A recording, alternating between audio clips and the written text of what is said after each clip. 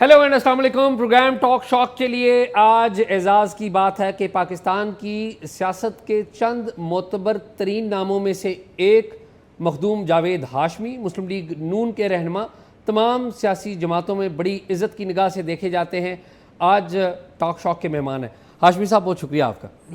हाशमी साहब, दिन कैसे गुजर रहे हैं? बड़े अच्छे गुजर रहे हैं, अल्लाह का फजल है। मैं ज़ाती हैसियत से तो बहुत अच्छे हालात में हूँ, सेहत भी। बाकी दिन जो है, जो कौम के गुजर रहे हैं दिन, वो काफ़ी तकलीफ़ दे हैं।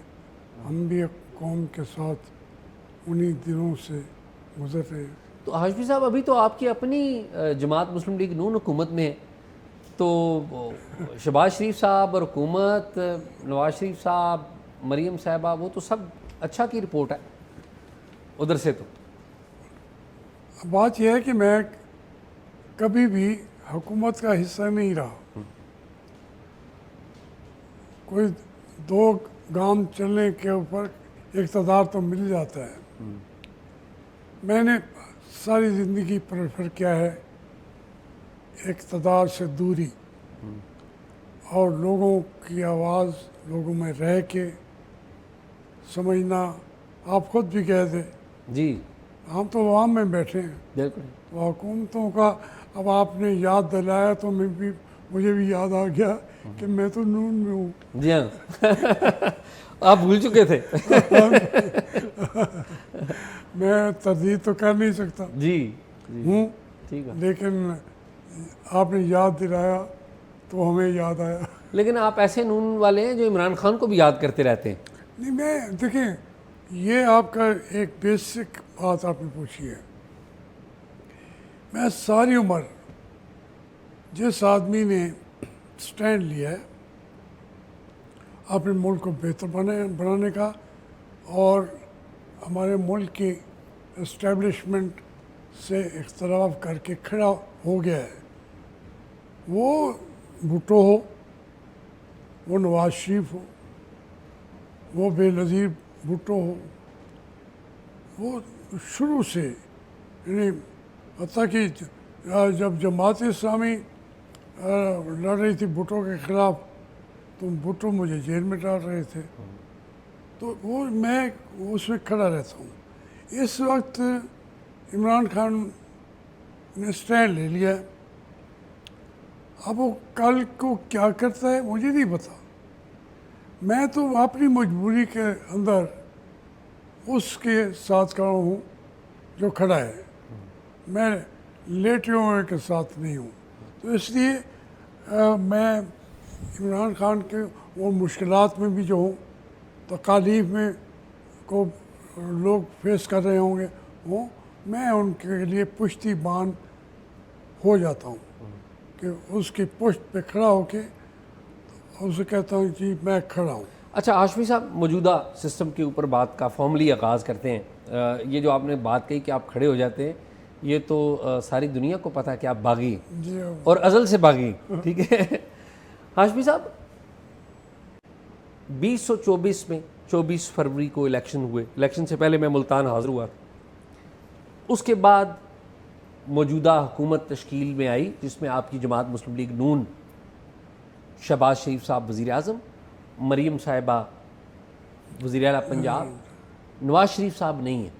पहले तो ये बताएं कि मौजूदा जो हुकूमत की तश्कील है और 2024 के इंतखाबात हैं, उनको आप किस नज़र से देखते हैं?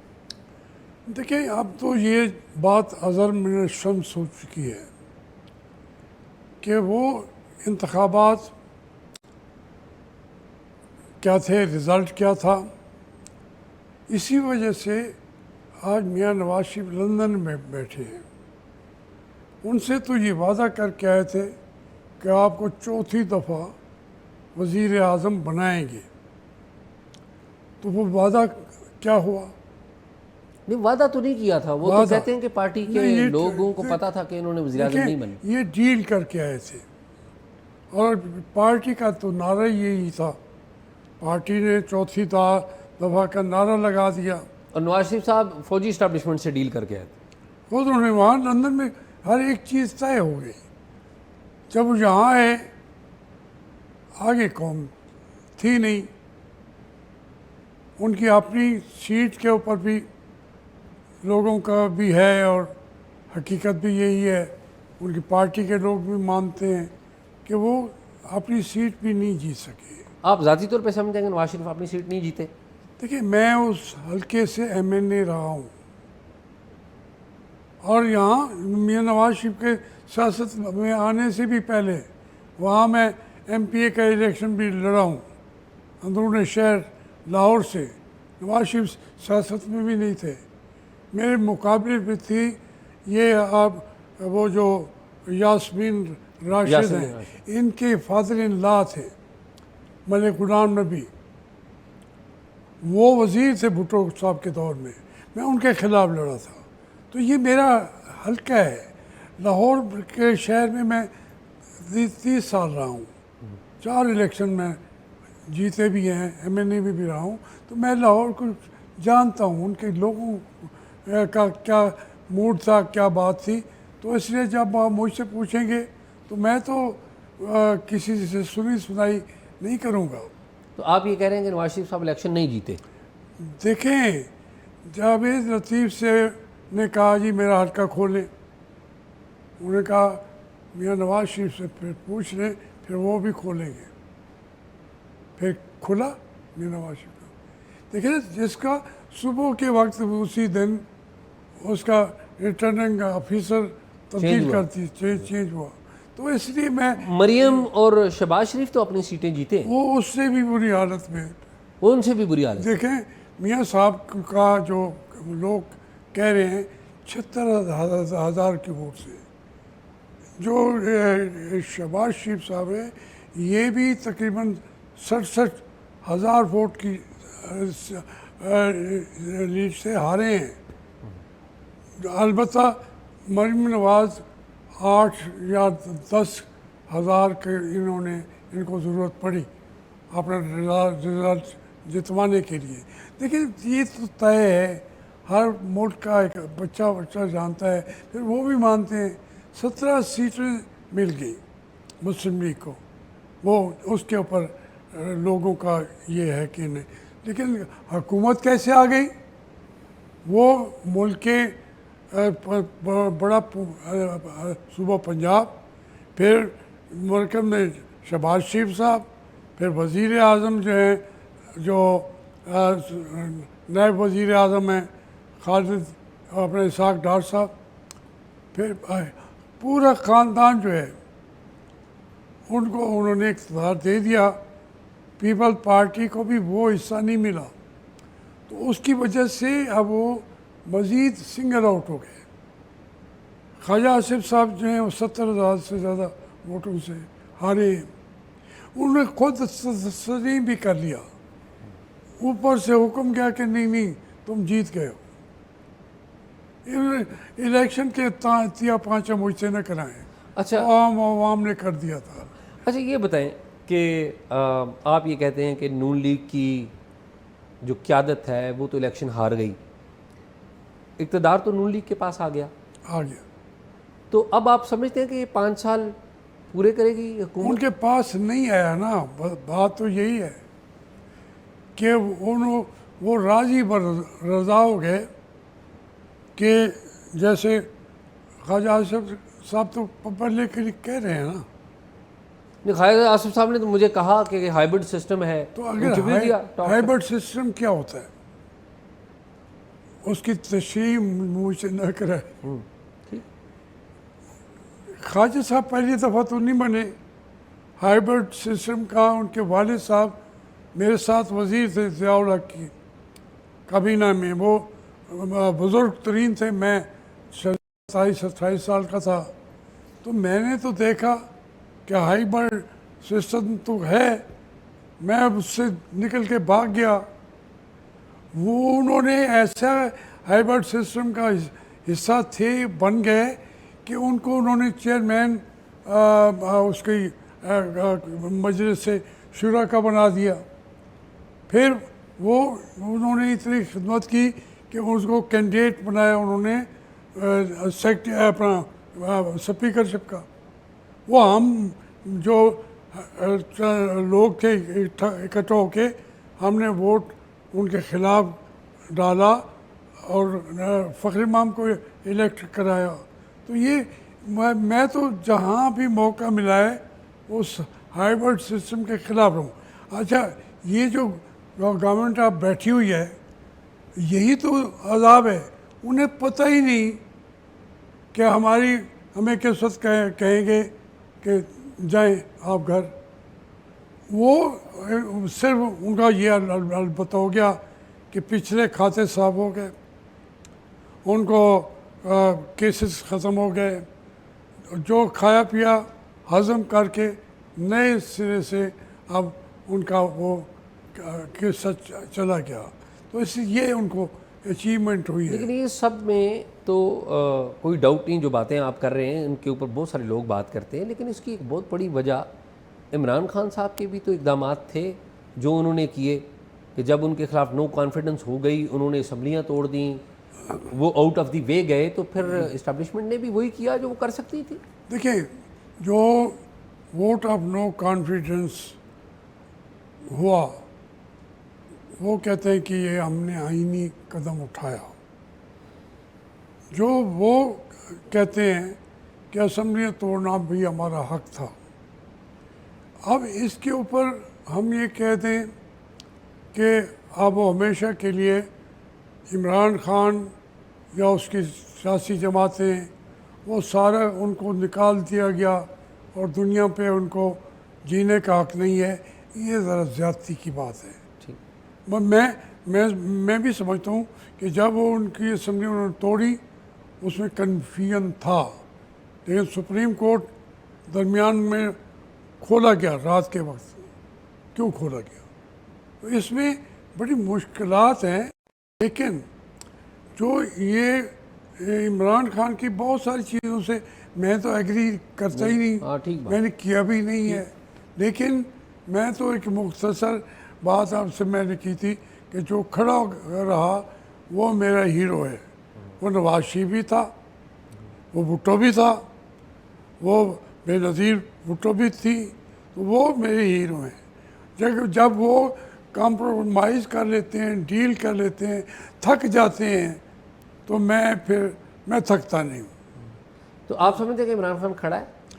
इसीलिए मैं कह रहा हूँ कि अभी तक वो खड़ा है। हाशमी साहब किसके सामने खड़ा है? वो कहता है कि मेरी आर्मी चीफ से मुलाकात कराएं, मैं उससे बात करता हूँ, सियासतदानों से बात नहीं करता। तो किधर खड़ा है वो उन कुत्तों के साथ वापस ज्वाइन करना चाहता है जिनके बारे में आप लड़ाई कर रहे हैं। तो मेरे ख्याल में आप बड़े अदब के साथ अब तो फिर एक और गलत बेट लगा रहे हैं, इमरान खान की सपोर्ट कर रहे हैं जो मुल्क में जमहूरियत बहाल नहीं करना चाहते, वो अपना इक़्तिदार बहाल करना चाहते हैं। तो अच्छा, एक बात तो ये है, आप कैसे कह सकते हैं वो जमहूरियत बहाल नहीं करना चाहते? वो कहते हैं कि मैं सियासतदानों को गलत समझता हूं। ये बात वो कहते हैं, जो उसका आज तक का बयान है कि वो कहते हैं जी इनके पास कोई अख्तियार ही नहीं है, ये मीटिंग कमेटी की बुला के उसको कैंसिल कर देते हैं। वो कहते हैं ये हमारे अख्तियार इतना नहीं है कि उनके वज़रा कह रहे हैं कि कल मुलाकात होगी उसकी बहनों की इमरान खान से, और वो जो जहाँ पावर है वो कहते हैं नहीं होगी। तो ये वहाँ फिर वो कहते हैं पावर कहाँ है? अगर मैंने बात करनी है उनसे कहूँगा कि आप इलेक्शन और तमाम मामलात से बाकी चीज़ों से हट के इलेक्शन कराएं और उसके लिए एक कौमी हुकूमत होनी चाहिए और वो जिसके ऊपर सबका एतमाद हो कि ये अदारा, वो फ़ौज को तो लेकिन हम तो लोग सारी उम्र एक ही नारा लगाते थे कि इंतखाबात कराए जाएं फ़ौज के साए में। तो मशरक़ी पाकिस्तान वालों का भी यही नारा होता था, मुजीब शेख का भी यही नारा था कि फ़ौज की उसमें इलेक्शन कराए जाएं ताकि कोई धांधली ना कर सके। लेकिन फ़ौज ने अपना वो मकाम जो है वो खो दिया है। आप लोग देखें, कभी कोई किसी ने ये नारा लगाया है कि फ़ौज के ज़ेर एहतमाम इलेक्शन होने चाहिए? नहीं रहे। तो इसलिए हम आप या वो जो बात कर रहा है उसको आप झुठला नहीं सकते। नहीं, लेकिन ये बताइए, वो कहते हैं ना, वो हुए बीमार जिसके सबब उसी तार के लोंडे से दुआ लेते हैं, ये दुआ तो बाकी सियासतदान भी लेते रहे। देखें, मसला तो हाशमी साहब, आप याद होगा कि मसला कब हल हुआ था? जब चार्टर ऑफ डेमोक्रेसी साइन हुआ था, जब मिल बैठे थे सारे सियासतदान, उस वक्त भी किसी सियासतदान के पास कोई पावर नहीं थी। तो ये खान साहब तो टोटल गलत नहीं बात। ऊपर। देखिए, मैं तो इस सारे प्रोसेस के अंदर रहा हूँ। जी हाँ, जब ज़िया और अयूब खान के ख़िलाफ़ डैक बनाई गई, उसमें यही था कि सब मिल के बैठ के पहले अयूब खान को फारिग करो, और या वो हुकूमत नहीं छोड़ता तो फिर एक इंतखाबात होने चाहिए किसी न्यूट्रल अदारे के ज़रिए। वो नहीं माना। फिर बाद में वो डैक भी ना रही। जो शेख मुजीब था वो अलग हो गया फिर, क्योंकि इस दौरान में बहुत सारी अंदरूनी और बैरूनी क़ुव्वतें असरअंदाज होना शुरू हो जाती हैं। अगर ये आज कह रहे हैं कि एक अदारा होना चाहिए, उसके साथ इलेक्शन हो जाए, ये अगर हो जाए तो अच्छा है। मैं आपसे अर्ज़ कहूँ कि अगर ये भी ना हो तो फिर तो बैठे रहेंगे। एस्टेब्लिशमेंट जो है उनको तो कोई छेड़ नहीं सकता। हाशमी साहब, अभी तो इस्टेब्लिशमेंट ने ये पाकिस्तान इंडिया जो स्टैंड ऑफ हुआ, इस स्टैंड ऑफ में जो रिज़ल्ट निकला हमने देखा, आप नहीं समझते कि हमारी फ़ौज ने, इस्टेब्लिशमेंट ने गेन बैक कर लिया है, पॉलिटिकली भी गेन बैक कर लिया? देखिए, दो सूरतें हैं। एक तो ये है कि उन्होंने जो स्टैंस लिया, जैसे जो लड़े, जैसे जंग जीती, तो उसमें मैं भी उनके साथ हूँ। ठीक। अब ये स्टैंड बैक का मतलब ये नहीं है कि अपने मुल्क के लोगों के ऊपर हुकूमत की जाए। देखिए ना, एक एतमाद बहाल हुआ है, उस एतमाद को ख़राब ना करें। हमारे जो सरबराह हैं वो समझें कि ये हमारा मकाम बहाल हो गया है, पूरी हुकूमत, पूरा पाकिस्तान हमारे पीछे खड़ा है। लेकिन अगर हम उन पर मज़ीद हम बैठ के कहेंगे जी असम्बली भी हम बनवाएंगे, वज़ीर आज़म भी हम बनाएंगे, वज़ीर आला भी हम बनाएंगे, तो ये फिर लोग नफ़रत करने लग जाएंगे। उनकी ज़रूरत है कि वो उस एतमाद को बहाल करें, ये उनकी ज़िम्मेदारी है। आप ये बताइए कि नवाज़ शरीफ, जिनके साथ आपने अपनी उम्र का सबसे ज़्यादा हिस्सा गुजारा, उनके साथ, तो नवाज़ शरीफ साहब का नज़रिया बदल गया है, या नवाज़ शरीफ साहब ने कबूल कर लिया जो कुछ है? इसी तरह वो इस्टेब्लिशमेंट के ख़िलाफ़ रेजिस्टेंस करते थे। देखिए, बदकिस्मती ये है, हमारे मुल्क में तमाम लीडरों ने कोशिश की।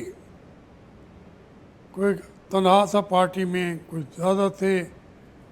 वो 70 साल से यही जंग लड़ रहे हैं कि भाई एस्टेब्लिशमेंट के भाइयों, आपका ये हक नहीं है। किसी ने शरीफाना तौर पे लड़ा। देखिए ना, हुसैन शहीद सोहरावर्दी का पूरा इधर भी उधर भी मकबूल तरीन लीडर था, तो फिर जो उसको उठा के फेंक दिया।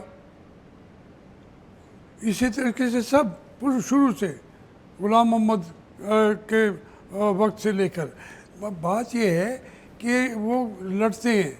मियाँ नवाज शरीफ भी लड़े हैं, थोड़ी देर नहीं लड़े, आए उन्हीं के ज़रिए थे। आप ये भूल जाएं कि कोई लीडरशिप ये जो फिर रही है, ये कोई वहाँ कहाँ से आई है? उसी एक ही नर्सरी से आई है। हम सब वहीं से आए हुए हैं। लेकिन जब हम बात करते हैं, थोड़ी सी समझ आती है, हम कहते हैं भाई अल्लाह का नाम माने, ये जो पाकिस्तान के अवाम है उनको भी फैसला करने दें। और ये फैसला वो उनको मौका नहीं मिला। जब मिला तो उन्होंने मशरक़ी पाकिस्तान को अलग कर लिया।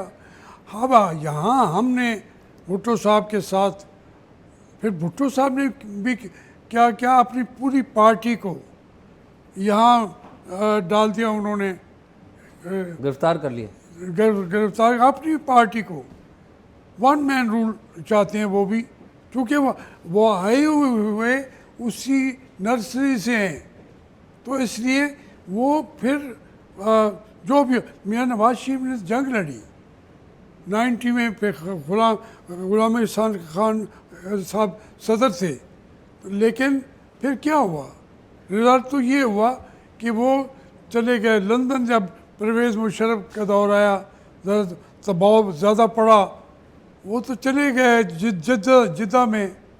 हम जो मिडिल क्लास के गरीबों के जो बच्चे होते हैं, जो हम जंगें लड़ रहे होते हैं, हाँ, वो चले गए जिद्दा।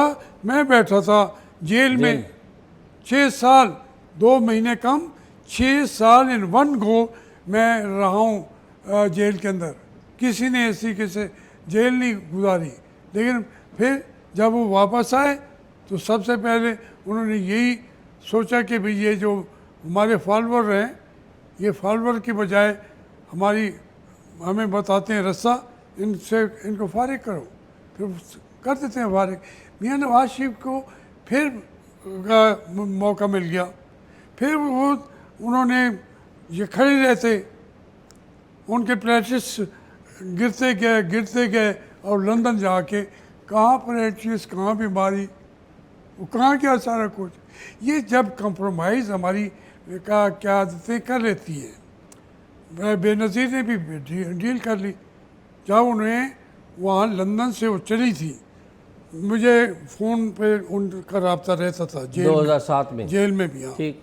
तो उसने कहा जी मैं तो अब थक गई। मैंने कहा आपने अभी मिसाक जमहूरियत पे दस्तखत किए हैं। जेल से मैंने कहा, जेल से फ़ोन पे बात हुई आप? होती भाई जब बार बार होती थी। मैंने कोई ये इमरान खान या ये ना करते हो। जेल में आप एक लीडर बैठे हैं, आपको तो हर बंदा फ़ोन प्रोवाइड करेगा 1 मिनट के अंदर, ये रो के कोई नहीं सकता। लेकिन अभी तो कहते हैं ना वो लगा दिए हुए हैं। वो लगा दिए, मेरे ऊपर 6 लगे हुए थे। आपने और पूछे 6 वो लगे हुए थे मेरे, उसकी वजह से ये मुझे फॉलेज का अटैक। सिग्नल जैम नहीं होते थे आपके? वही जैमर जो है 6 लगे हुए थे। वो मैं जैम हो गया। अच्छा, वो जो वहाँ देखे क्राइम का बादशाह बैठे हैं जेलों के अंदर, ठीक। हम लीडर होते हैं पाकिस्तान के, वो कहते हैं जी ये जैमर लगा लें और 2 मिनट के बाद आपका फ़ोन बहाल कर देंगे। मैंने तो जजों से खिताब किया अपने इलेक्शन के अंदर भी। मैंने न्यूयॉर्क के अंदर बैठे हुए पाकिस्तानियों को भी खिताब किया, जेल में बैठ के। हाँ, जापान में बैठे हुए लोगों को भी खिताब तो किया। अभी इमरान खान भी जेल से फ़ोन पे कर सकते हैं, वो ज़्यादा उनके ऊपर हो, वरना लोग तामुन करने वाले ऐसे हैं जो जान पे खेल जाते हैं। वो आपको सहूलत देख के ही रहते हैं जो। तो वो कमिंग बैक, आप कह रहे हैं कि मेरी जेल से बेनज़ीर भुट्टो साहबा से बात हुई तो थी। मैंने उनसे कहा कि आपने मिसाक जमहूरियत पे साइन किए हैं, आप इस मिसाक जमहूरियत को ना तोड़ें। क्योंकि उन्होंने ऐलान कर दिया था कि मैं दुबई जा रही हूँ। परवेज़ मुशर्रफ ने भी कहा था मैं दुबई जा रहा हूँ।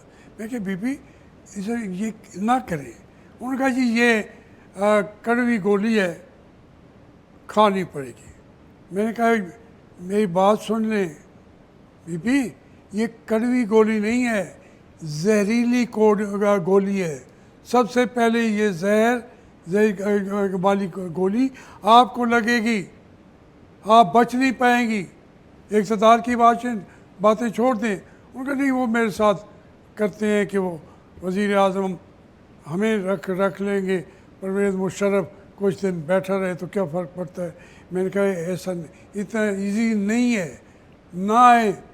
लेकिन वो आ गए। मैं अर्ज़ करता हूँ मैंने तो जेल से बैठ के भी जहाँ भी हूँ मैं राब्ते भी में भी रहा हूँ इन लीडरों से। मेरे नवाज शरीफ को भी मैंने, जब ये आ रहे थे जद्दा से, तो फिर उस वक्त भी मेरा ये जहाज़ पे बैठ के मुझे हिदायत दे रहे थे कि पिंडी से इलेक्शन लड़ें आप। अब मैंने कहा जी मेरा नाम और कोई रिश्तेदार है न कुछ है। ये इस तरीके से ये गुफ्तगू होती रहती थी। हमारे लीडर थक जाते हैं, वो उनके थकने का ये नहीं, उनके बहुत सारे इसके अंदर इन्वॉल्व होते हैं, उनके इंटरेस्ट सबके, उनके रिश्तेदारों की फैक्ट्रियाँ, उनके अपने कर्जे, कोई स्कैंडल, ये वो फिर नीचे दबक के गिर पड़ते हैं। इमरान खान, उसके दौर की कितनी स्कैंडल्स होंगे, बातें होंगी, अभी तक हमें तो कहते थे वो नशा करता है, रात दिन जेल में एक दिन गुजार नहीं सकेगा। तो उसने, क्योंकि वो लड़ रहा है, स्टैंड लिया हुआ है, तो उसकी वजह से मैं समझता हूँ कि उसको सपोर्ट, उसको क्या करना है, पूरी कौम को आप देंगे। लोग जो हैं वो आज तक जो पूरी कौम है वो एस्टेब्लिशमेंट की हुकूमत नहीं चाहती। मियाँ नवाज शरीफ की ये जो है हुकूमत नहीं चाहती, और जरदारी साहब की हुकूमत भी नहीं चाहती। तो उनके पास फिर ऑप्शन क्या है? ऑप्शन है इमरान खान। अच्छा ये बताएं कि नवाज शरीफ का मुस्तकबिल क्या है आपकी पॉलिटिकल असेसमेंट के में? मुस्तकबिल तो उन्होंने खुद फैसला कर लिया ना सैयद साहब, वो फैसला तो उन्होंने कर लिया। वो लंदन में क्यों चले गए हैं, क्यों बैठे हैं वहाँ पे? देखना, शहबाज शरीफ को उन्होंने चीज़ें सरेंडर कर दी, उनका मुस्तकबिल तो तय हो गया। आप समझते हैं कि नवाज शरीफ रिटायर भी हो गए सियासत से? रिटायर हैं, लेकिन वो अब हमें हमारे कहने से कुम बिज़निल्लाह कहेंगे तो उनके अंदर मुर्दा खड़ा हो जाएगा, ये बात नहीं है। उन्होंने अपनी सियासत पहले अपनी पार्टी को, मैंने जैसे कहा था, भुट्टो ने अपनी पार्टी को ख़त्म किया, मियाँ नवाज शरीफ ने भी अपनी पार्टी के सरकर्दा लोगों को हटा के अपनी पार्टी की मौत का ऐलान कर।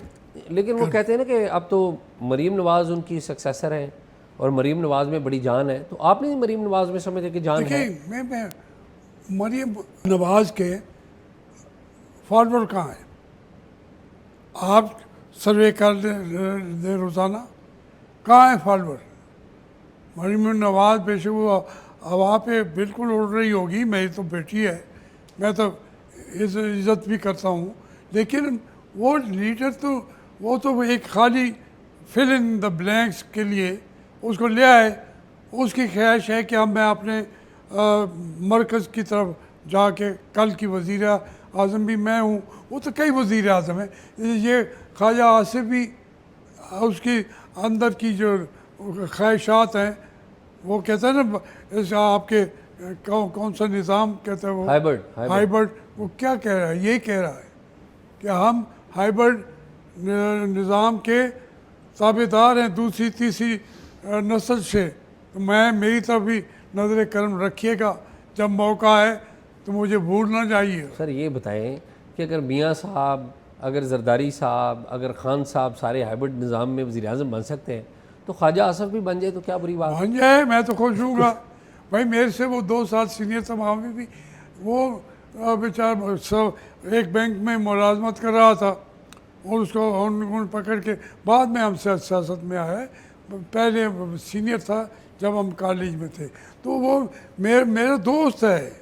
इतनी ज़्यादा बेतकल्फ़ी है, आप देखेंगे तो हैरान हो जाएंगे। लेकिन वो बन जाए वज़ीर आज़म, जब इतने बन रहे हैं तो उसमें क्या अर्ज है? मेरे ख्याल में वो ज़्यादा बेहतर वज़ीर आज़म बना ले, बेहतर होगा, बेहतर स्टेक्स जो कम होंगे। अच्छा, नवाज शरीफ साहब का मुस्तकबिल आपने बता दिया, इमरान खान के मुस्तकबिल को क्या देखते हैं? इमरान खान अगर खड़ा रहा जैसे आज तक खड़ा है, उसकी बहनें मुलाकात नहीं कर सकती, उसके तमाम चीज़ें, जैसे देखें जेल का जो रहन सहन है ना, ये कहते हैं जी उसको हमने क्लास दी हुई है और वो मुर्गे खा रहा है, ये कर रहा है, ये छोटी बातें होती हैं, ये हमें भी मिलती थी। हमें जब एक क्लास मिली होती है तो हमें एक दिन के अंदर एक आदमी के लिए 6 अंडे होते हैं।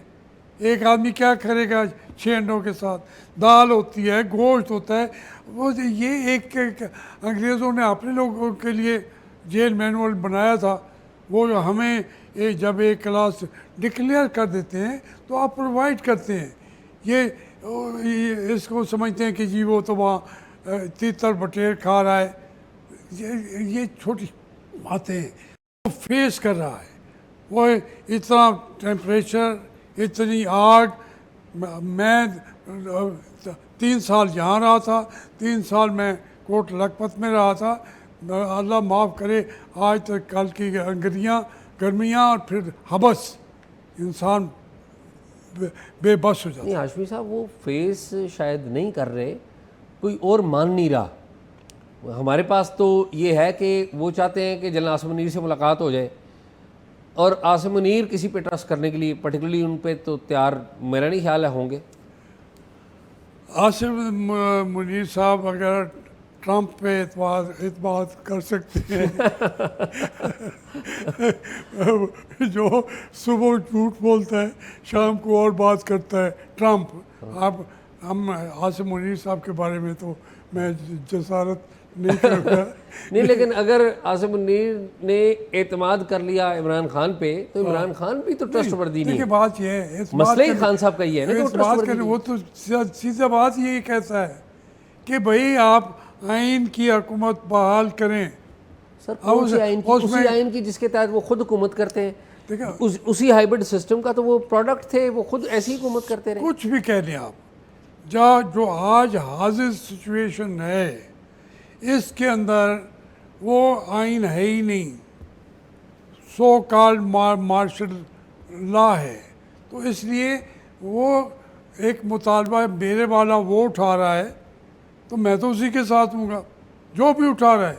कल को इमरान इन वादों से हट जाएगा तो मैं पहले यहीं आपके दफ्तर के नीचे उठ के चला नहीं गया था, बिल्कुल ऐसे। तो मैं फिर चल जाऊँगा। वो हाशमी साहब, मैं ये कह रहा हूँ कि आपने मियाँ साहब पे ट्रस्ट किया, मियाँ साहब जाके इस्टेब्लिशमेंट के पास चले गए। आपने खान साहब पे ट्रस्ट किया, खान साहब जाके इस्टेब्लिशमेंट के पास चले गए। और आप फिर दोबारा वही गलती कर रहे हैं, दोबारा इमरान खान पे एतमाद कर रहे हैं, दोबारा ये उधर चले जाएंगे। मैंने एक दफ़ा मियाँ साहब पे किया, फिर दोबारा भी किया, 2 दफ़ा अभी भी किया, 3 दफ़ा भी किया, ऐसे ही 3 दफ़ा। जी ऐसे ही। जब वो बात नारा लगाता है कि मुझे क्यों निकाला, तो मैं जहाँ बैठा होता हूँ उठ खड़ा होता हूँ। देखिए मुझे पता है इमरान खान खड़ा रहेगा, कल को क्या किसने देखा है। मैं जब 9/11 पे वहाँ पे जहाज़ टकरा गए, मैं अपने गांव से दूर कच्चे के इलाके के अंदर था, BBC पे लगाया तो उन्होंने कहा ये हो गया है। मेरे साथ वो देहाती बैठे हुए थे मेरे वर्कर्स। मैंने कहा यार मैं तो गिरफ़्तार होऊंगा और लंबा अरसा जेल में रहूँगा। तो उन्होंने मेरा मजाक उड़ाया, दोस्त थे, उन्होंने कहा यार कितने वो ट्रेड सेंटर ते उत्ते 2 जहाज जी लगे नहीं, तो आते मैंने कहा यार खुदा का नाम मानो, अभी तक मेरे मुल्क की फ़ौज की ज़रूरत उनको नहीं पड़ी थी। जब उनको ज़रूरत पड़ गई है वो परवेज़ मुशर्रफ को कहेंगे यार हमें साथ दो हमारा, तोरा बोरा पे भी फलां पे भी पकड़ो एक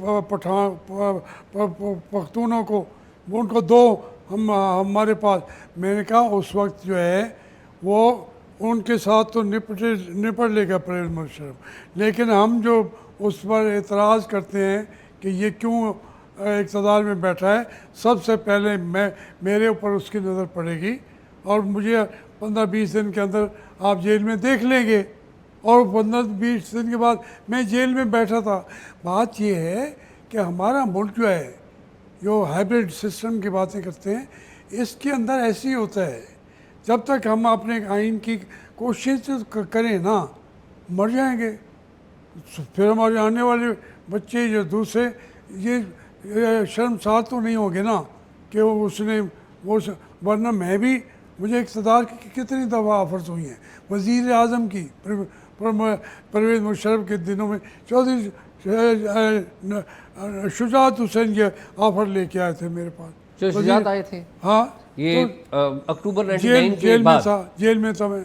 तो उन्होंने कहा, बात यह है, मैंने कहा यार मैं किस चीज़ का वज़ीर आज़म, नवाज शरीफ है जिद्दे के अंदर, जिद्दे में उसके पास चले जाओ, मना लो, मैं वो उसको निकाल के मैं वज़ीर आज़म या आप वज़ीर आज़म बने। तो उन्होंने कहा नहीं इतना तो कोई, तो बात और ये ये है, कौन से साल की बात है जब जो शुजात आए थे? मुझे ये जब वो शौकत अजीज़ का इलेक्शन हो रहा था 2004 में, 2004 में, 2004 आप जेल में थे। तो ये बताएं कि हाशमी साहब, पाकिस्तान में कभी ये ख्वाब हम शर्मिंदा ताबीर होते हुए देखेंगे कि मुल्क में वाकई असली जमहूरियत, पक्की नस्ली जमहूरियत वो बहाल हो गई? अच्छा, मैं दो एक सवाल मैं करूँ। कभी आपने सोचा था कि ईरान बड़ा मुल्क है लेकिन वो इस तरीके से टकरा जाएगा इसराइल से? वो जो टेक्निकल सारी दुनिया के अंदर और एयर ड्रोन भी बेच रहा है, चीज़ें भी, पर ये इसकी क्या ज़रूरत नज़र ही नहीं आता था। तो ये हो जाता है कभी कभी। वो कहते हैं लड़ा दे ममोले को शाहबाज से। तो ये मैं तो बिल्कुल यकीन रखता हूँ और बिल्कुल मेरी आंखें देखती हैं कि इस मुल्क में जमहूरियत होगी। हमारी फ़ौज खुद हमें जमहूरियत देगी, क्योंकि उनके लिए भी मुल्क को चलाना अगले चंद महीनों के अंदर देख लेंगे, चलाना मुश्किल हो जाएगा। आप समझते हैं कि जनाब आसिम मुनीर कहेंगे कि जी बिल्कुल पूरी ये जो सिस्टम है ये कहना सियासतदान चलाएं?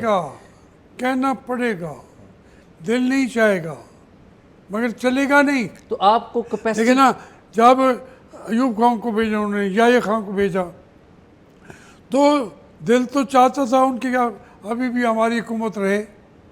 फिर क्यों गए वो सिविलियन के पास, भुट्टो या दूसरा चीज़ तीसरा, क्यों गए उनके पास?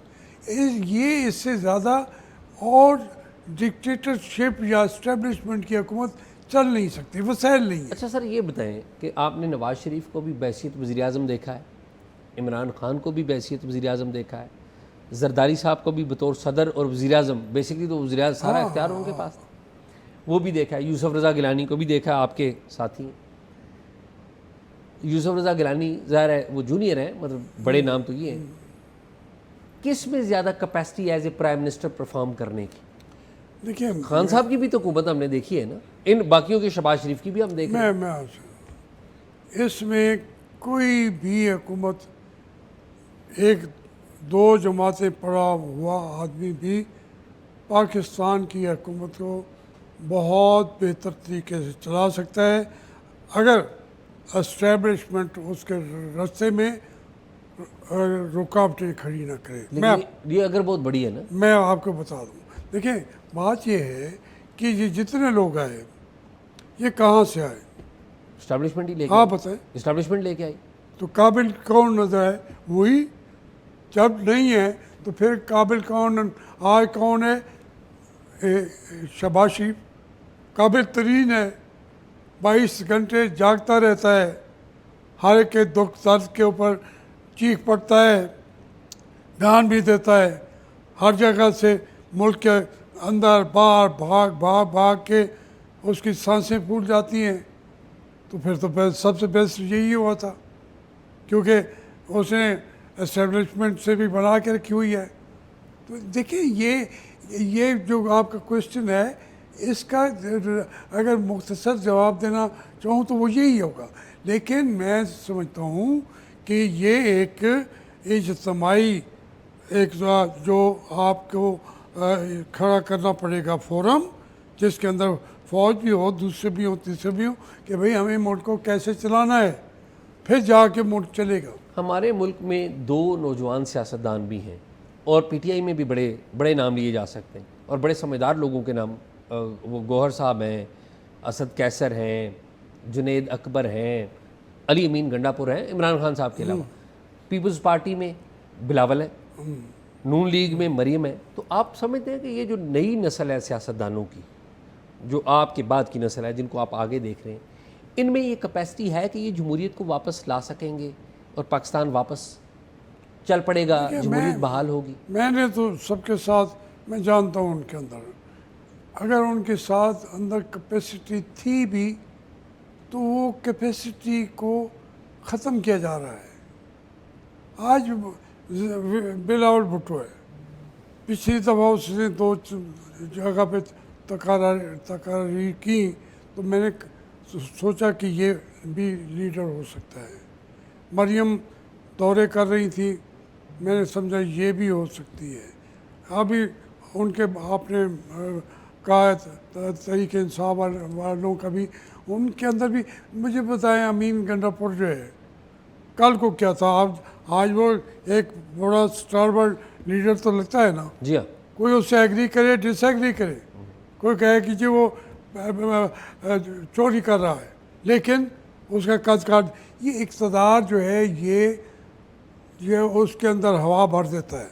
उमर अयूब देखिए, उमर अयूब की स्पीचेस देख। हाँ देखें, उसका वैसे तो उसका वालिद भी थे, दादा भी थे, लेकिन वो जब बात अब करता है तो हैरान रह जाते हैं आप। ऐसी तो उसके वालिद ने कभी नहीं की। तो मेरा भाई था गौर अयूब, उसकी माँ जो है ज़ेब मेरी बहन है, वो मुझे कहती भी अपना भाई है, क्योंकि मैंने उसके वालिद को मुश्किल में साथ दिया था।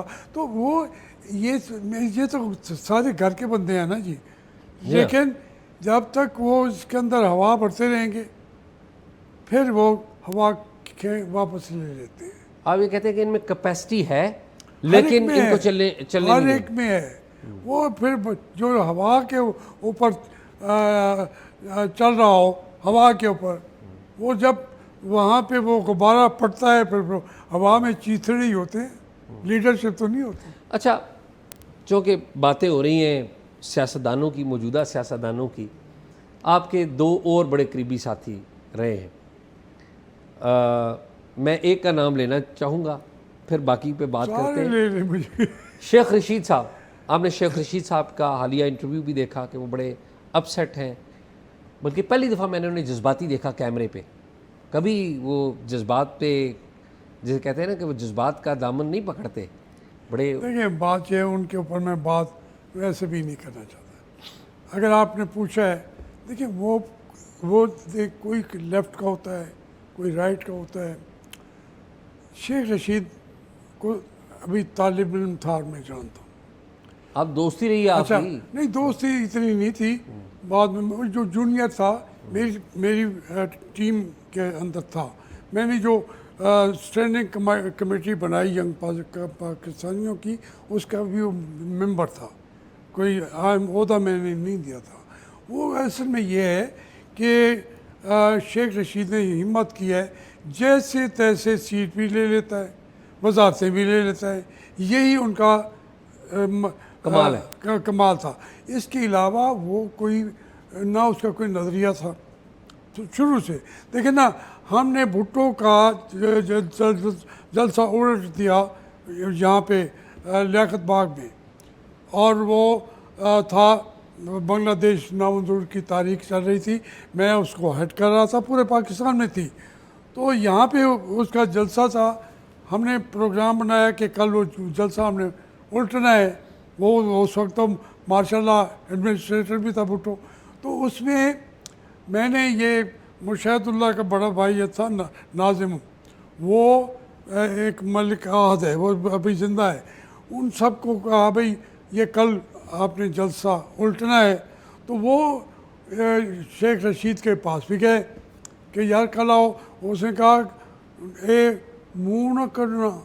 भुट्टो ने उत्थे खड़ी की थी, एक बनाई थी उसने सिक्योरिटी FSF, वो उनको बंदूकियाँ होंगी आपको उड़ा के रख देंगे, मत जाओ, तुम भी मत जाओ, मैं आपको रोकता हूँ। तो वो उन्होंने कहा यार नहीं आता तो ना। वो तो पहुँच गए, उन्होंने नारे लगाए, भुट्टो जलसा छोड़ के भागा। और वो जब भाग गया, इन्होंने जुलूस निकाला इसके ऊपर मरी रोड के ऊपर, वहाँ एक होटल में, वहाँ के ऊपर शेख रशीद भी खड़ा था। ये नीचे आके शामिल हो गया, बांग्लादेश नामंजूर। और फिर अब वो कहता है कि वो तो भुट्टो का एक महीने, वो एक अकेले आदमी ने जलसा पलट दिया, उसी दिन से मैं लीडर हो गया। अब फिर उसके ऊपर मैं क्या वो भी उसने ये बेचारे ने किया कि किसी से इमरान खान हो, नवाज शरीफ हो, जरदारी हो, हर एक से कुछ न कुछ ले लिया है। इतनी खुशामद वो करता था। वो मेरा कोई ताल्लुक़ था, बहुत ज़्यादा था, लेकिन एज फॉलोअर था। कभी एज ए मेरे कोई मुझे जूनियर भी 1 साल था ना। वो तो कहते थे कि जब ज़ियाउल हक के वज़ीर बनना था तो वो कहते थे कि मेरे पास थे तो मैंने अचकन दी थी। नहीं, ठीक कहता है, ठीक कहता है वो। अब इसका क्या मतलब है? देखिए, इसको वो जुमानी बात कर, ये उसका कमाल है। हुआ ये था कि मुझे ज़ियाउल हक साहब ने बुलाया, मैं मुल्तान से आया और मुझे उसने कहा जी आप मेरे साथ वज़ीर बने। मुख्तसर बात करूँ तो अब मेरी हालत क्या थी, स्लीवलेस मैंने वो पहनी हुई थी, बूस्टेड वाइट की पतलून थी, नीचे चप्पलें पहनी हुई थी, मतलब स्टूडेंट। तो उसने कहा, ज़ियाउल हक ने कहा, उनका वो था आरिफ, कहने लगे आरिफ, क्या Arif the youngest member of my cabinet. मैंने फिर भी करके मैंने कहा हजूर कैसे आपने याद फरमाया है? तो उसने कहा जी हम कैबिनेट बना रहे हैं, सारी जमातें, कोई एक भी पीछे नहीं रहा। तो आप लोग कहते हैं कि फ़ौजी आके बैठ जाते हैं, हमें असल में सियासत नहीं आती। मैं साल में इलेक्शन कराना चाहता हूँ, आप मुझे हेल्प करा दें इलेक्शन कराने में। तो मैंने कहा ठीक है जी। मैंने कहा अच्छा मुझे इजाज़त करो। नहीं, आपने उसका वज़ीर होना है। मैंने कहा मैंने तो किसी से मशवरा नहीं किया। उन्होंने कहा मैं सारा इंतज़ाम हमने कर दिया है वहाँ पीसी के अंदर, फ़ोन ये वो लगे हुए, जैसे चाहें मशवरा पूरे पाकिस्तान में करें। खैर मैंने पिंडी के लोगों को बुलाया, वहाँ पे शेख रशीद साहब भी आ गए। तो मेरा यही छोटा सा यहाँ का पिंडी का जो न्यूक्लियस था, सऊद साहिर थे और ये नवाज रजा थे, तकरीबन ये। तो उसमें वो कहने लगे कि मैंने कहा यार मुझे ये उन्होंने ऑफ़र किया। तो इसने सोफ़ा छोड़ा, मेरे पाँव के अंदर बैठ गया, मुर्शिद बन जाओ जी, मुर्शिद खुदा ना जे बन जाओ। तो मैंने कहा आप बात तो करें। तो खैर सबका फिर ये राय बनी कि बनना न जाना चाहिए। तो मैंने कहा मेरे पास कपड़े भी नहीं हैं, मैं तो इन्हीं 3 कपड़ों में आ गया कि मैं जाऊँगा मिल के वापस आ जाऊँ। तो वो इसने कहा जी मेरे पास सूट पड़ा हुआ है ऐसे ही, लेकिन वो मेरे पास अंगारों वाली इस्त्री भी है, मैं अभी उसको ऐसे लगा के मैं ले आता हूँ, पहन ले खुदा का नाम।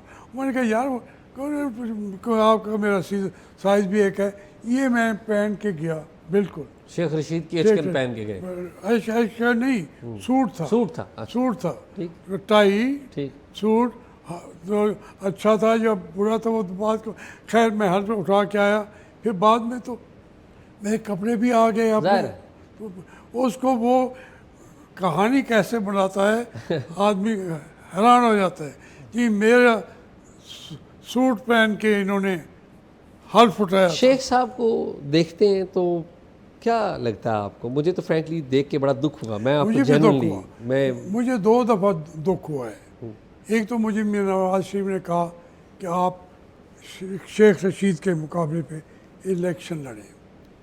तो मैंने कहा मियाँ साहब मैं पिंडी से मेरा जब हारे थे शेख साहब? हाँ, जी। तो वो मियाँ साहब ने मुझे ज़बरदस्ती कहा कि आप खड़ा करें। मैं जानता था गरीब आदमी है, कहीं ना कहीं से सीट ले लेता है, असम्बली में पहुंच जाता है, बातें करता है। तो उन्होंने कहा कि नहीं जी आप कर लो। शेख रशीद ने मुझे कहला भेजा कि नवाज शरीफ ने वो जीत गया है, क्योंकि मैं हारांगा तद ही खुश होएगा कि एक कोलू ते जान छुट गई, तो तू हारेगा तद भी वो खुश होएगा। खैर वो इलेक्शन मैंने लड़ा। अच्छा, ये शेख रशीद ने पैगाम भेजा हाँ आपको हाँ कि कोई हार गया हाँ, तो वो खुश हो गए? खुश होगा कि दो में से एक तो जान छूटी।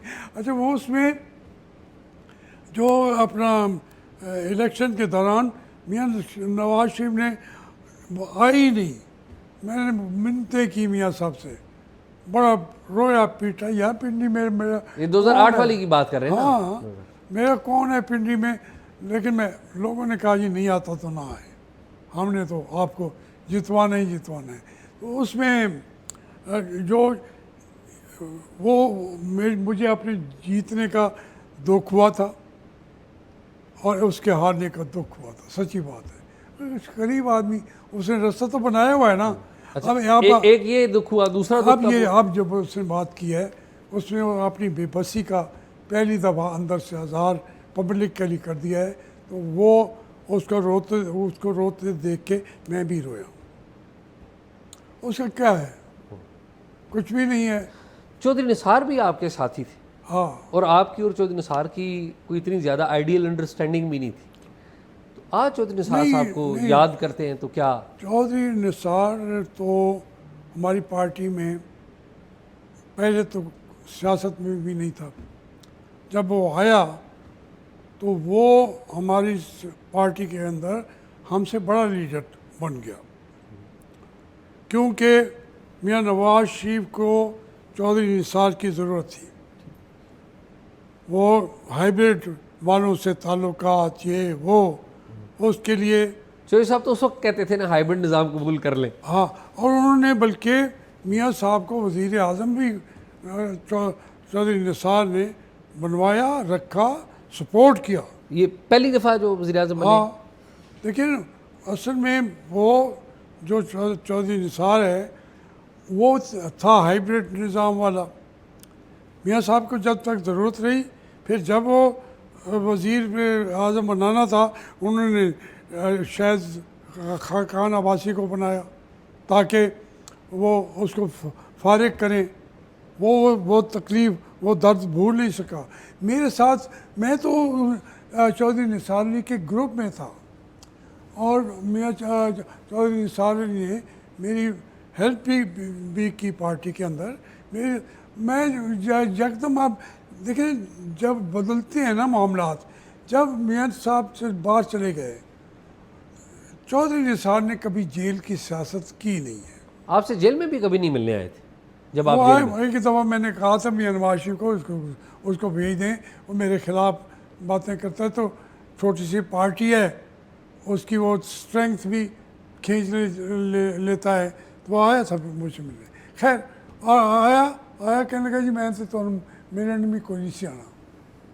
अच्छा, कहा? हाँ, ये मियाँ साहब क्या था, मैं क्या जी मैंने पता सी तुसी नहीं आना चाहते, मैं बुलवाया।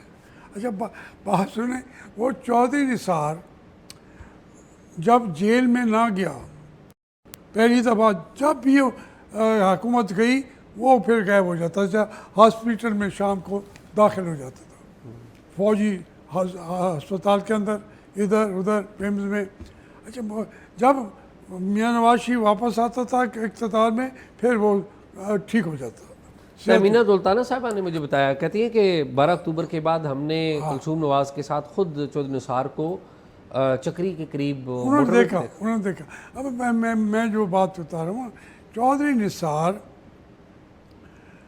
वो इस फील्ड के बंदे नहीं थे।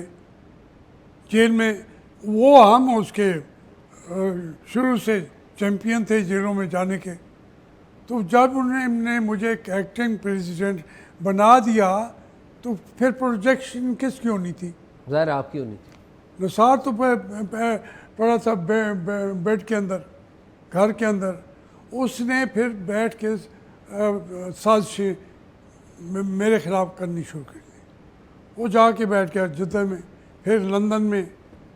तो वो उसको निसार को से मैंने कहा था कि आपका राइट नहीं था, आप कैद आज़ाद इख्तलाफ आपको बनाया गया, फिर पार्लियामेंट पार्टी का चेयरमैन आपको बनाया गया।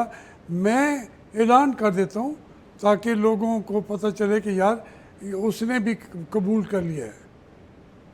नवाज शरीफ ये भी नहीं चाहते थे, तो इसलिए वो चौधरी निसार ने कब्ज़ा कर लिया।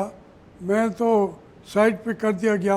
फिर जब उसकी ज़रूरत नहीं पड़ी चौधरी निसार की, उसको इन्होंने साइड पे कर दिया। सो निसार, वैसे मैंने उन्हें वज़ीर दाखिला की हैसियत से देखा, one of the very respected and effective interior minister. वो तो देखें, लेकिन और मुझे दुख हुआ कि किस तरीके से वो पार्टी छोड़ गए। उसमें खैर उनकी मेरा ख्याल है कि ज़ाती गलतियाँ भी हैं, लेकिन नहीं, मैं आपको मोटी बात बता रहा हूँ कि चौधरी निसार के अंदर जो हवा थी वो वहाँ की थी। ठीक, नवाज शरीफ जो है वो इसको भी लेके साथ उठता रहा है। ठीक, ये है पोजीशन चौधरी निसार की स्टेटस पर। अब जब नवाज शरीफ को उसने देखा कि उसको साइड पे कर दिया, वो उसमें वज़ीर आज़म इसाक डार तो क्या है, नवाज शरीफ क्या है, असल वज़ीर आज़म ही चौधरी निसार था। पहले जब- 2 दफ़ा। दो दफ़ा, जब तीसरी दफ़ा में नवाज शरीफ आया है तो ये निकालने की तो बात की बात है, वज़ीर आज़म हाउस के दरवाजे उस पर बंद कर दिए गए। चौधरी निसार पे हाँ, वरना पहले तो घर से आके शेव भी वहीं करता था, इस्लामाबाद के वज़ीर आज़म हाउस में नाश्ता भी वहीं करता था, सारा दिन रहता था, रात का डिनर करके फिर वो चंद घंटों के लिए घर आता था। वो वज़ीर आज़म था, तो इनकी ज़रूरत भी था। इस दफ़ा लास्ट टाइम पे वो इनकी ज़रूरत नहीं रह गया था। वो गया तो दरवाजे बंद थे। उसको समझ आ जानी चाहिए थी कि अब मैं हिस्सा नहीं हूँ। तो आप क्या समझते हैं कि चौधरी निसार का फ्यूचर क्या है आपकी असेसमेंट में? नहीं, मेरी किसी भी बड़ी पार्टी में भी नहीं है वो। देखिए, सियासत में तो कोई एक दिन में आप कहें कि वो उसकी डेथ हो गई है, ऐसे नहीं होता। देखिए ना, उसने चर्चा ने कहा ना कि जो सियासतदान अगर मरा पड़ा हो ना, डोंट बिलीव इट, वो खड़ा हो जाएगा, इलेक्शन का नाम ले ले, वो मरा हुआ खड़ा हो जाएगा। मियाँ साहब भी खड़े हो सकते हैं। खड़े हो सकते हैं, बड़ी ख्वाहिश है उनकी, इसीलिए उन्होंने सारी उम्र धक्के भी खाए कि ये शहबाज शरीफ को वज़ीर आज़म बनाने के लिए। उनका हाल जो है, उनके जो दिल का हाल है, मुझे पता है। जहाँ वो बैठे होते हैं, नवाज शरीफ बैरूनी मुल्कों का दौरा कर रहा होता है और वो एक साइड पे बैठे होते हैं।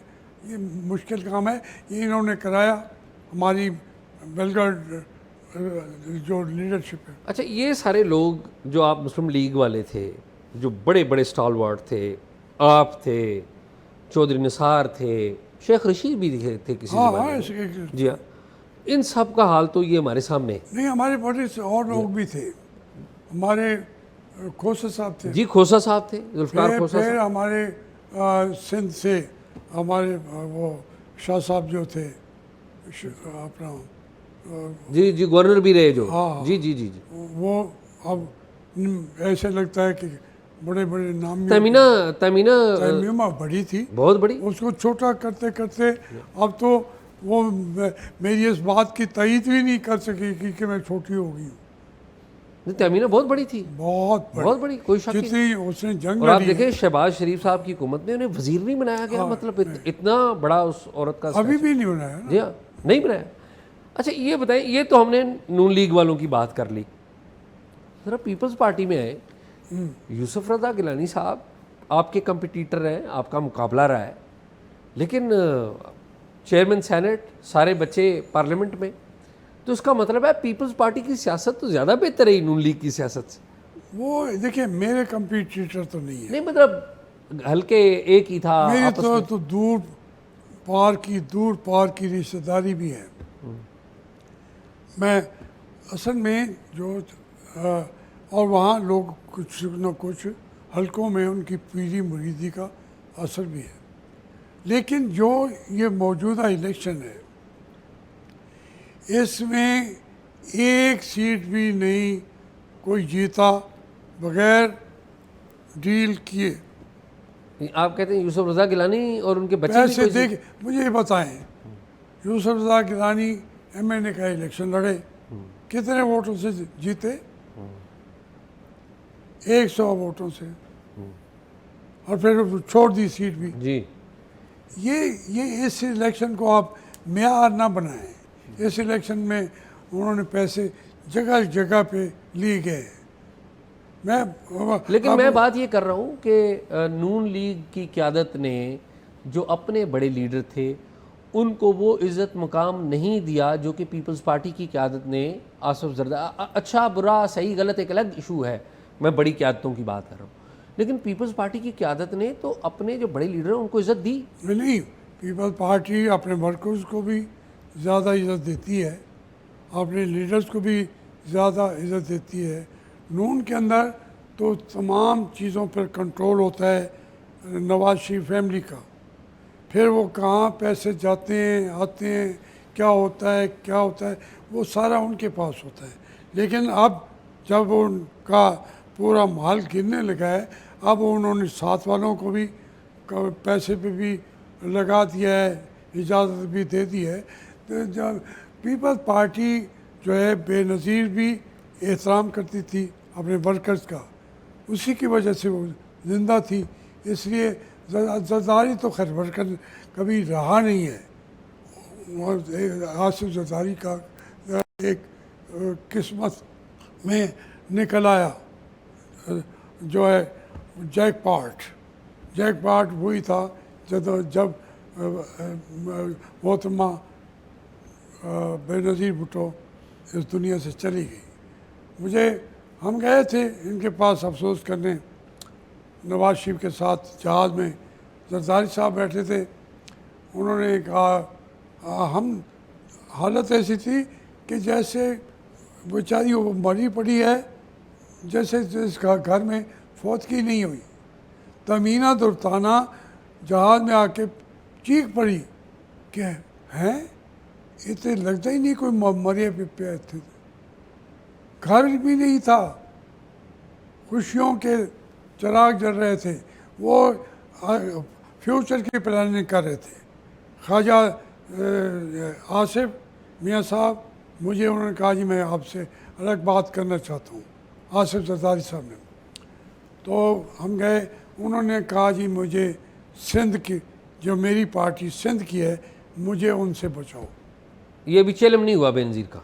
दूसरा दिन यार ठीक 28 दिसंबर जनाजे पे उन्होंने रोक दिया, अभी आप ना आए। तो दूसरे दिन की बात है। ठीक। तो उसमें अब जरदारी साहब भी जिंदा हैं, सारी चीज़ें भी हैं। उन्होंने कहा जी मुझे सिंध में पीपल्स पार्टी से उनसे मेरी जान छुड़ाओ। वो चाहते थे क्योंकि परवेज़ मुशर्रफ वज़ीर आज़म ना बना दे मखदूम अमीन फ़हीम को। ठीक। तो उसने कहा मुझे उनसे, तो पहला बयान दिया ख्वाजा आसिफ ने कि अमीन फ़हीम जो है ये परवेज़ मुशर्रफ का दोस्त है, हम इसको वज़ीर आज़म नहीं मानेंगे। अच्छा, ये उस मीटिंग के बाद ख्वाजा आसिफ साहब।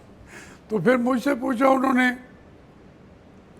मैंने कहा ये ख्वाजा आसिफ का लेवल नहीं है ये बयान देने का।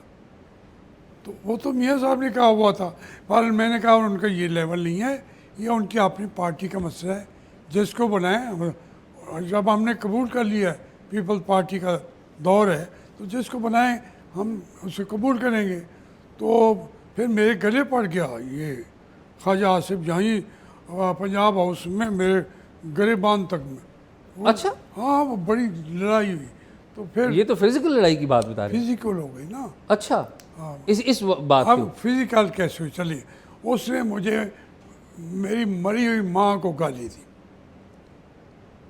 तो फिर मैंने क्या करना था, मैं जावेद हाशमी हूँ, फिर फिजिकल तो होने था। मैं उस वक्त मेरे हाथ भी सलामत थे और वो हाथ भी जावेद हाशमी के थे। बहरहाल वो उसके बाद मियाँ नवाज शरीफ ने माफ़ी मांगी, शहबाज मांगी, उन्होंने कहने लगा जी इन्हों कट देंगे पार्टी चो। मैं किसी को निकलवाने के लिए नहीं आया, लेकिन यार मैं मेरी माँ को गाली देते, ये बैकग्राउंड यही था आसिफ जरदारी का। फिर बाद में सुलह सफाई हो गई ख्वाजा आसिफ के साथ, बहुत बाद में हो गई। वही नहीं, वो बेतकल्लुफ़ दोस्त हैं हम। अच्छा, आज भी वो एक दूसरे को बुरा भला भी कह सकते हैं, लेकिन वो जब माँ तक बात और पीछे बैकग्राउंड में वही था, वो जरदारी साहब वाला। जरदारी साहब वाला। वो हमारी पार्टी ने, मियाँ साहब ने अपनी पार्टी से ज़्यादती की। हाशमी साहब, मैं कुछ तारीख़ी बातें आपसे पूछूंगा और फिर मैं ख़त्म करूंगा। आपने ज़ियाउल हक को बहुत करीब से देखा और ज़ियाउल हक के बाद आने वाले तकरीबन सारे आर्मी चीफ्स को आपने देखा, बल्कि भुगता भी। सबसे बेहतर आर्मी चीफ आपको कौन सा लगा? देखिए, ज़ियाउल हक साहब को भी मैंने भुगता, मेरे ख़ानदान को उन्होंने, मैं जब उनकी पार्ट छोड़ के गया, मैं उनके ख़िलाफ़ बयानात देने शुरू किए पहले साल से ही।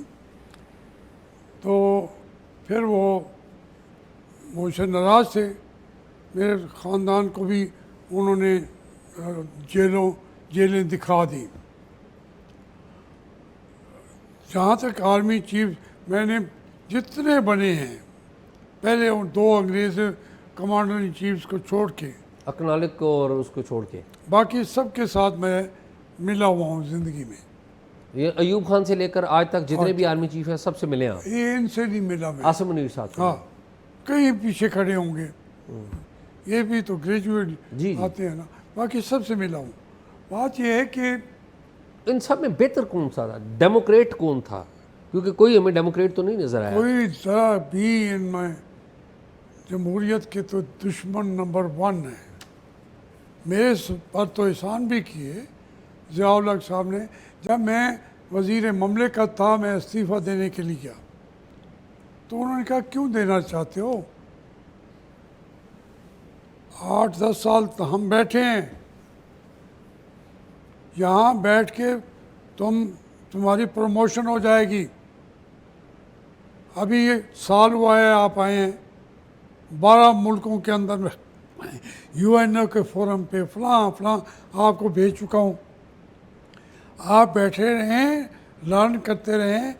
थर्ड वर्ल्ड कंट्रीज़ में क़यादतें ऐसे ही पैदा होती हैं। ये ज़ियाउल हक ने कहा? हाँ, ये कहा। अब वो मर गए, मैंने भी मरना है। फिर वो, इसके बावजूद मैं बज़िद था कि मैं इस्तीफ़ा देना है। तो उसने कहा एक बात और सुन लो, पहले तुम फुल मिनिस्टर तो बनो, तुम हो मिनिस्टर ऑफ स्टेट। 19-20 का फ़र्क है, लेकिन फ़र्क तो है। वो उसका हल्फ उठाओ वज़ीर का, 3-4 महीने काम करो, फिर चले जाना। तो उसका ख्याल था कि शायद तो वज़ीर बन के ये, मैं वज़ीर बन गया, हल्फ उठा लिया।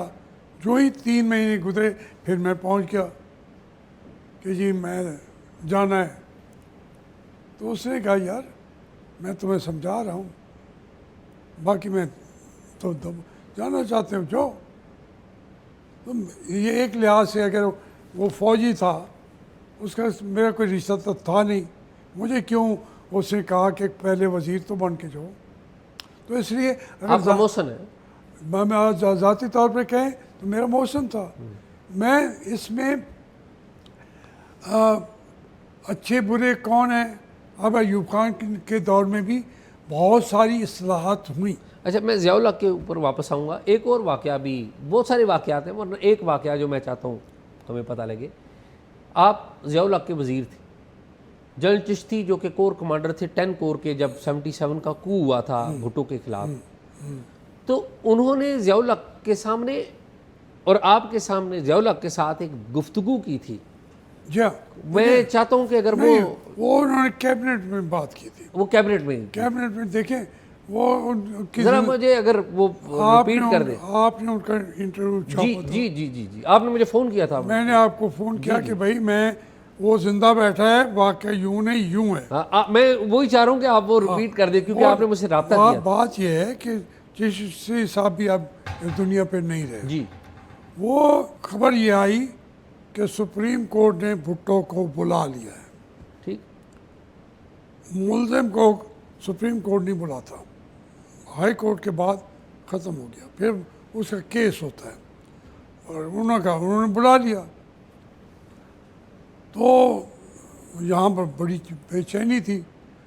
तो ज़ियाउल हक ने कहा कि उनको मेरा पैगाम पहुँचा दें कि ये GHQ और सुप्रीम कोर्ट के जज बैठते थे पिंडी में, उन्होंने सिर्फ एक सड़क का फासला है, हम उठा के उनकी फेंटी लगा देंगे, फेंटी लगा देंगे। कोर्ट मार्शल करेंगे, इन तमाम जजों को सीधे हो जाएं।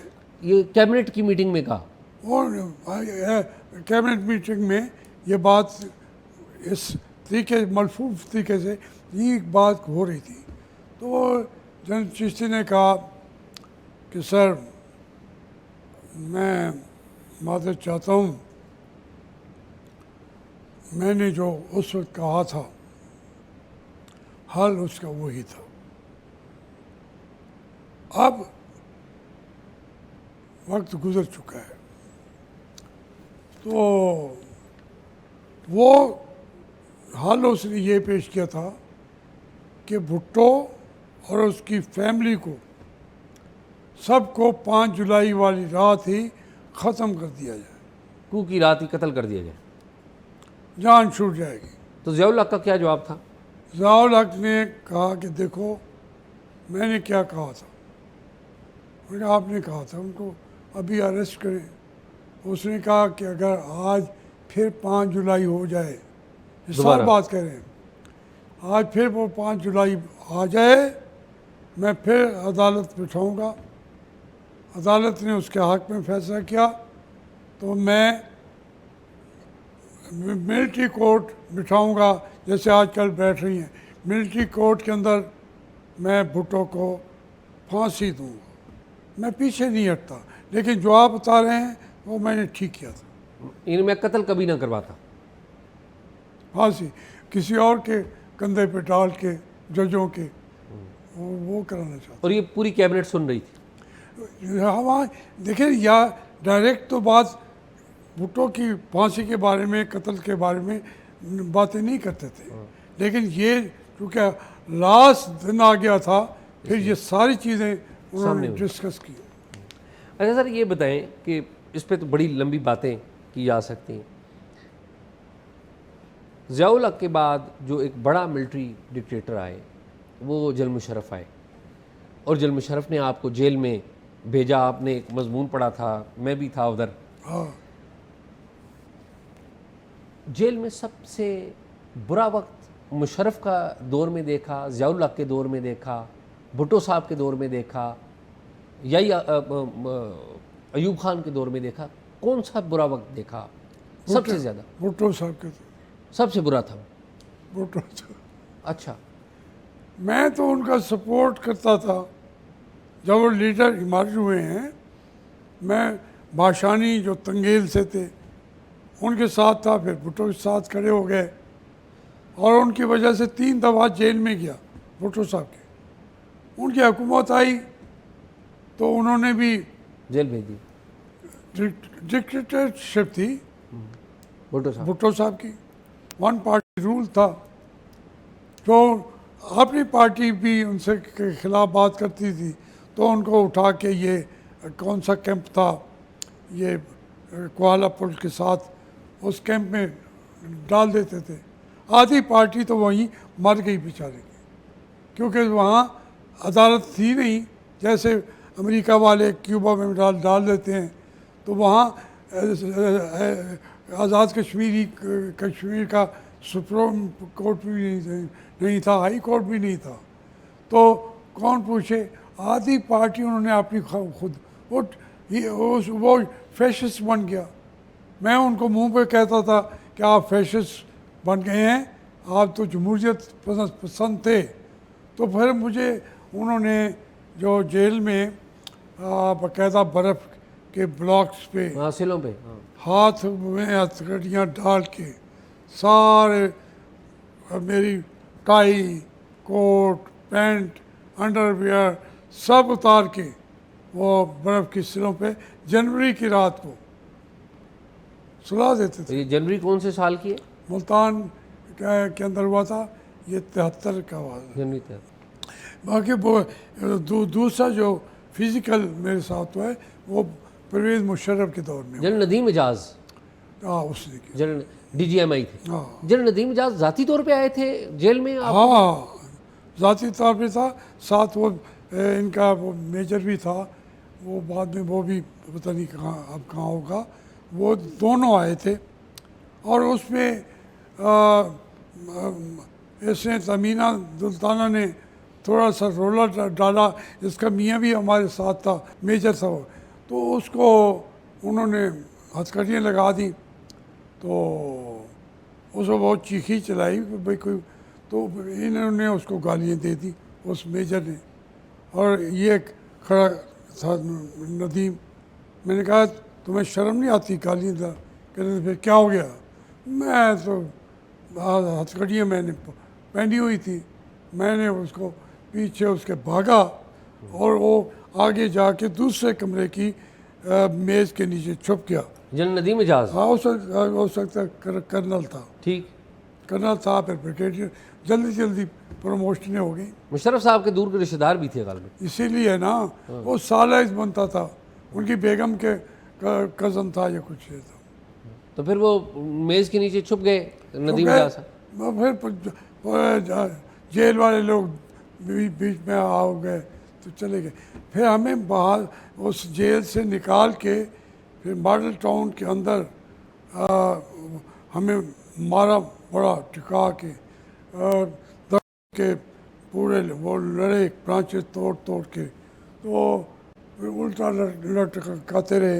ये दूसरा था वाक़या उस बर्फ़ के बाद के, ये वाक़या हुआ। बाद में जब ये रिटायर हो गए, कभी आमना सामना हुआ? मुझे किसी पता ही से? नहीं कौन कहाँ है।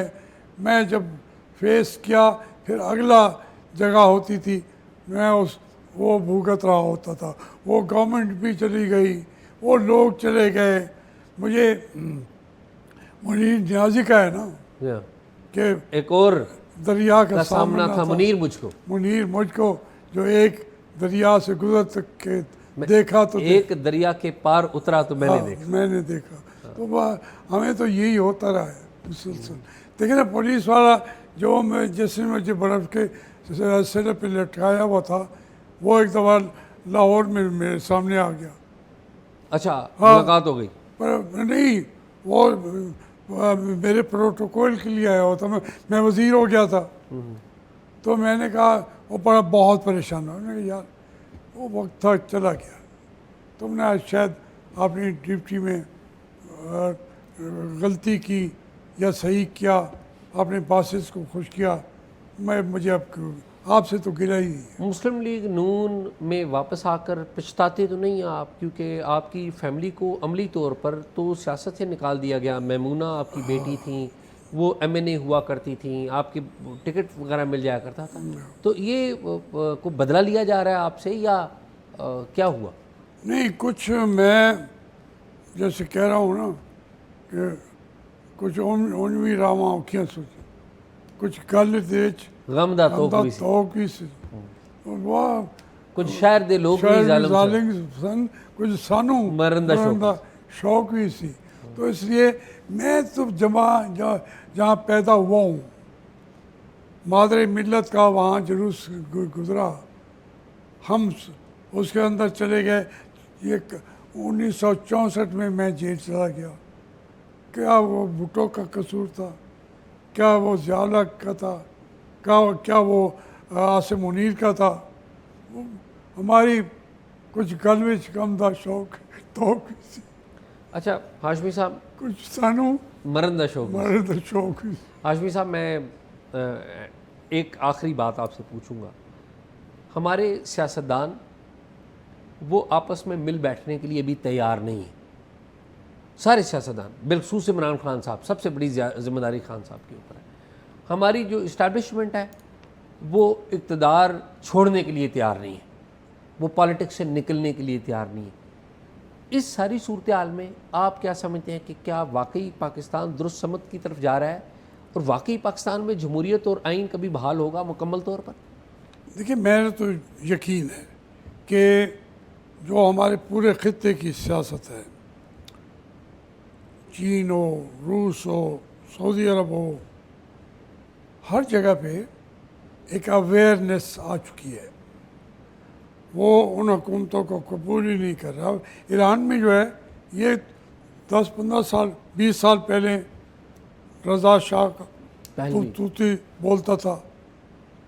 रज़ा शाह का हम जश्न मना रहे थे 2500 साल इक़्तिदार का, बादशाह का, इसी पिंडी के अंदर, इसी लाहौर के अंदर। तो ये 40-50 साल ही हुए हैं, कहाँ गए सारे लोग। ये अब एक अवेयरनेस का दौर है, उसकी वजह से अब ये जो फ़लस्तीनी हैं, ये मुल्क जब आज़ाद बनेगा तो वहाँ जमहूरियत के बगैर दूसरी चीज़ तो होगी नहीं। आप समझते हैं कि बनेगा वो फ़लस्तीन? बिल्कुल बनेगा, बिल्कुल, मुझे यकीन है। मैं अजीब बात है, मेरे इस यकीन को आप चैलेंज ना कीजिए। ये है और रहेगा, और इसी यकीन पे ज़िंदा रह रहे हैं। मेरी उम्र 76-77 साल होने के करीब है।